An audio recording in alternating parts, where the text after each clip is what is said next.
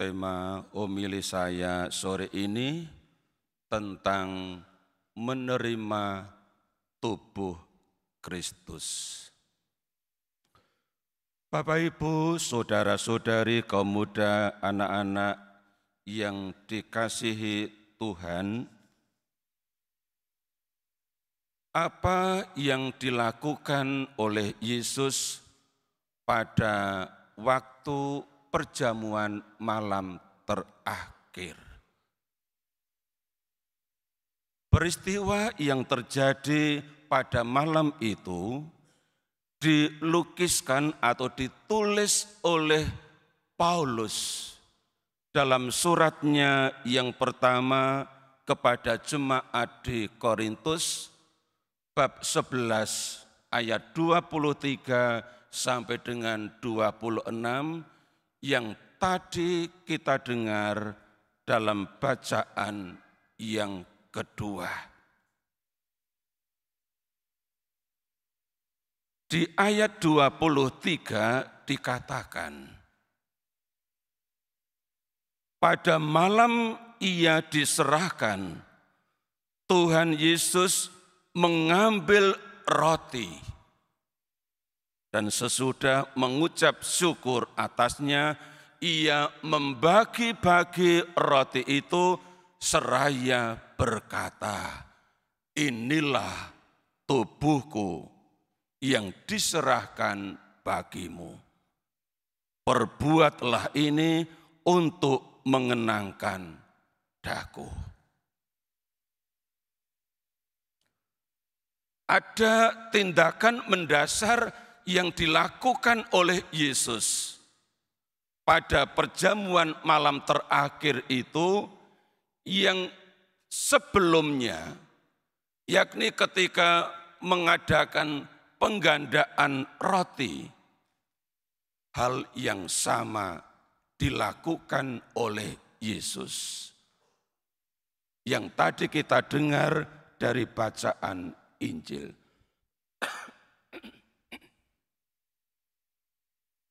Dikatakan bahwa Yesus mengambil 5 roti dan 2 ikan itu, lalu menengadah ke langit dan memberkati. Kemudian memecah-mecahkan roti itu.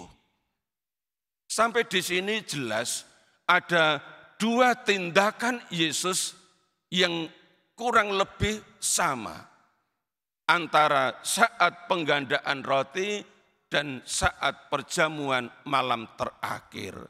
Yakni Yesus mengambil roti dan memecah-mecah atau membagi-bagi roti itu.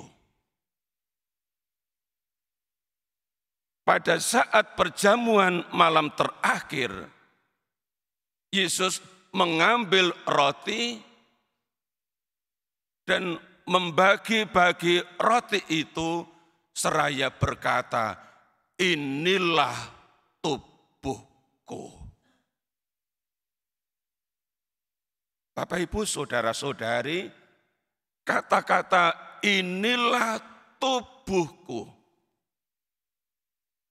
Peristiwa yang sama terjadi setiap perayaan Ekaristi, terlebih pada saat doa syukur agung. Berkat pencurahan Roh Kudus, bahan persembahan berupa roti, saat itu juga menjadi tubuh Kristus. Dan tubuh Kristus inilah yang pada saat komuni kita terima. Santo Agustinus pernah berkata dalam katekesinya tentang Ekaristi begini, kalian mendengar perkataan tubuh Kristus. Dan kalian menjawab, amin. Lalu ia jelaskan bahwa dengan menjawab amin, itu berarti si penjawab yang menerima tubuh Kristus itu percaya, menerima, mengakui bahwa yang diterima dalam rupa roti itu adalah tubuh Kristus. Maka kata amin itu merupakan sebuah kredo, sebuah pengakuan iman.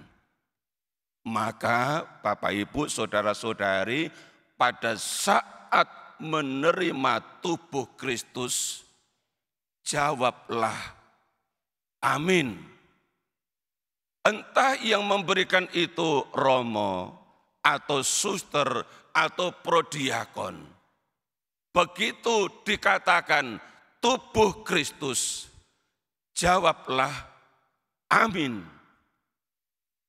Karena dengan kata amin saya setuju, saya mengakui, saya menerima bahwa ini yang di hadapan mata saya ini adalah tubuh Kristus. Kadang kalau saya menjumpai ada umat yang saya sudah bilang tubuh Kristus, lalu dia diem aja, ya, tak ulangi tubuh Kristus. Kalau masih menengahi, ya masih diam aja, saya tanya, sudah komuni pertama atau belum? Nah, dari sini ketahuan, ya apakah dia sudah terima komuni pertama atau belum? Atau mungkin dia orang baru yang baru datang ke gereja ini dan dia belum komuni pertama, atau mungkin bukan Katolik, tapi ikut yang lain maju. Ya, sehingga juga tangannya tidak tahu harus bagaimana. Ya, apakah harus tangan kiri di atas, tangan kanan di bawah. Kadang ada yang begitu sampai di depan langsung tangannya ini sudah siap untuk menerima. Begini. Ya, ini kan cara yang kurang tepat. Ya. Ada yang strict. Ya, pembagi komuni sudah bilang tubuh Kristus, diam saja, enggak dikasih. Ada yang seperti itu. Saya mau mengatakan bahwa pada saat menerima tubuh Kristus, kita mengakuinya, menerimanya dengan iman. Maka menjawabnya dengan amin. Bahwa yang saya sambut, yang saya terima adalah tubuh Kristus. Kristus itu saya terima, saya sambut, dan dia tinggal. Dia menyatu dalam jiwa saya, dalam raga, badan wadak saya. Inilah sukacita kita, bahwa Kristus berkenan tinggal di dalam jiwa kita. Santa Teresia dari Kanak-kanak Yesus dan Wajah Kudus mengatakan dalam buku autobiografinya, menarik untuk kita cermati. Dia bilang begini, Tuhan yang adalah roti hidup turun ke dunia bukan untuk tinggal dalam sebuah sibori emas. Bapak Ibu tahu sibori emas kayak apa? Lihat di altar. itu ada beberapa sibori. Ya, sibori emas yang dilapis dengan emas. Itu sibori yang ukuran standar. Ya. Ada sibori yang ukuran kecil, ya, yang biasa disimpan di kapel atau ruang doa. Ya. Santa Teresia dari kanak-kanak Yesus dan Wajah Kudus bilang, Tuhan yang adalah roti hidup tidak turun ke dunia untuk tinggal dalam sebuah sibori emas. Ya, masuk ke dalamnya untuk selamanya. Disimpan terus. Tidak. Melainkan, kata Santa Teresia, untuk menemukan sebuah surga yang lain, yaitu jiwa kita. Dan di sana ia merasa bahagia.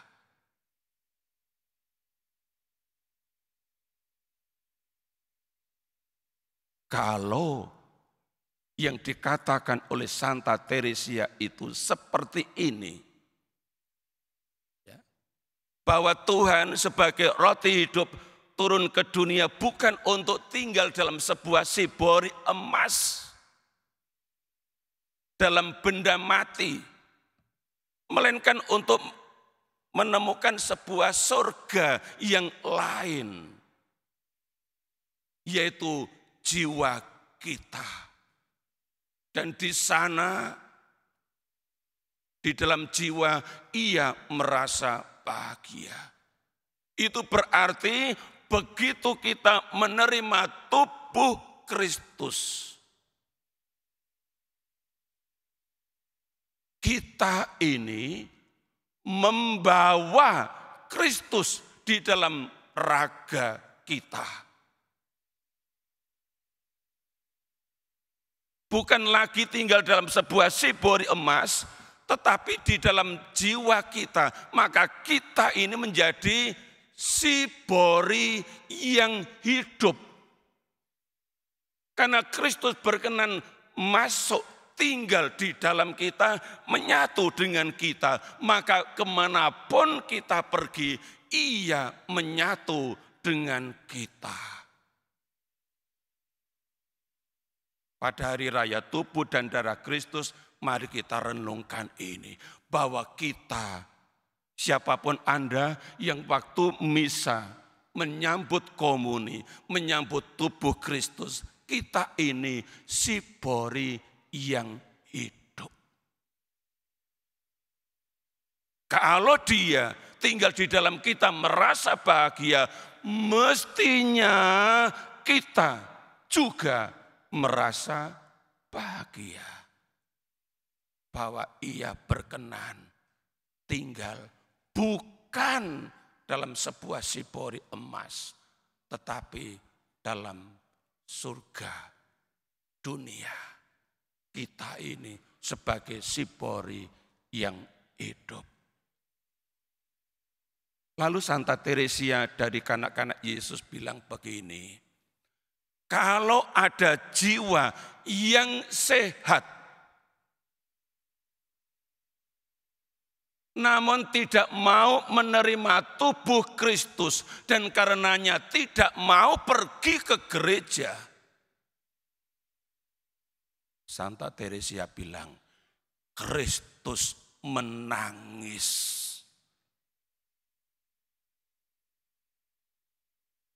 Karena tidak diberi tempat dalam jiwa. Oleh karena itu, kata Santa Teresia, kalau setan tidak bisa masuk ke dalam jiwa membawa dosa, setan ingin agar jiwa itu tetap kosong karena tidak menyambut tubuh Kristus dalam komuni kudus, dalam ekaristi kudus.